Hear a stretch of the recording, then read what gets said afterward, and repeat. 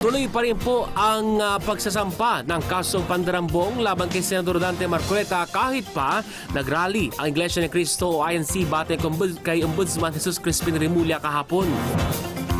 Gate ng Ombudsman, sinabi nitong wala namang nagbago sa kabila ng pagkikilos protesta ng INC.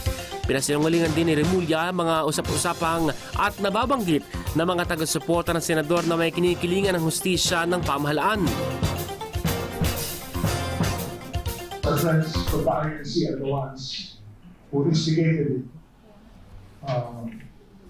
Due to a feeling that they have that Rodante Marcoleta was being singled out among other people. And we all know that that is not true.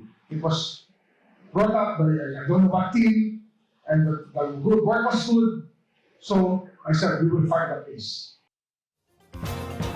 Bago ngunit ang binunyag po na opisyal, nakakasuhan na ng plunder si Marcoleta ngayong linggo o bunsod ng mga campaign donations itong natanggap noong 2025 elections. Bilang tugon, nag-surprise rally ang INC noong June 30 na una-unang walang permit ngunit nagkaroon kinalaunan.